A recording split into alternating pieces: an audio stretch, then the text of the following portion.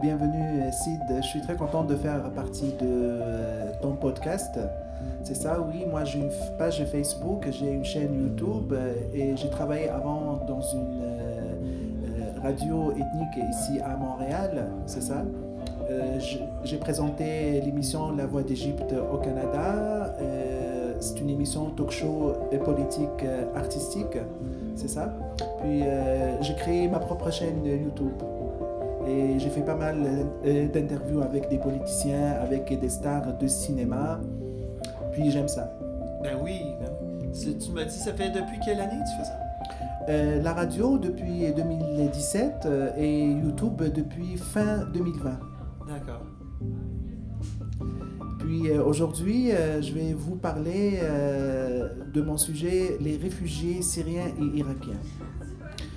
Comme vous savez tous, depuis 2011, ça a déclenché les problèmes dans certains pays arabes, la Syrie, la Libye, l'Irak, plusieurs pays. Et dans la Syrie et la Libye et l'Irak, c'est devenu une guerre, pas juste des problèmes.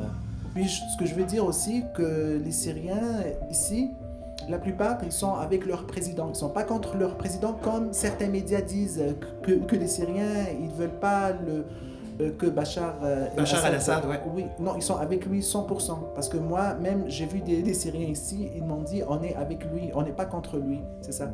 Mais malheureusement, et c'est ça la guerre de la 4e génération des réseaux sociaux, ils diffusent de fausses nouvelles. Puis même, il y avait un plan ils ont préparé ça en 2005. Hein, tu sais, 2011, ça a été pas... c'est pas venu comme ça. Non. Ça a été préparé depuis 2005. Et puis, Ben oui, nous, dans le monde arabe, on n'appelle pas ça le printemps arabe. Hein, oui. et ça a commencé en Afghanistan. Oui. Après ça, l'Irak. Oui. Après ça, tu as eu la Libye.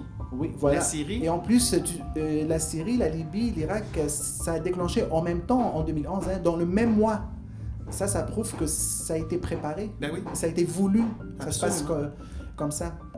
Nous, par exemple, dans le monde arabe, avant 2011, on était un peu ignorants pour le côté politique. Ça ne nous intéressait pas beaucoup parce que tous nos pays étaient stables.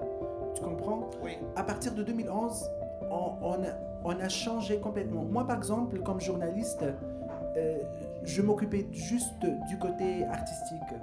Donc, je ne m'intéressais pas du tout à la politique. Depuis 2011, j'ai changé complètement.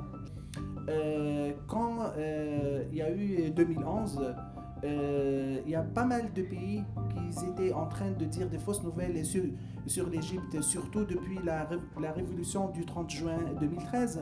Il y a un Français qui est parti en Égypte. Il a vu que le pays se développe, le pays est très stable, et le commerce marche très bien, il n'y a pas de terrorisme, il n'y a pas de peur. Il dit pourquoi nos médias ils ne montrent pas ça? Parce que c'est voulu.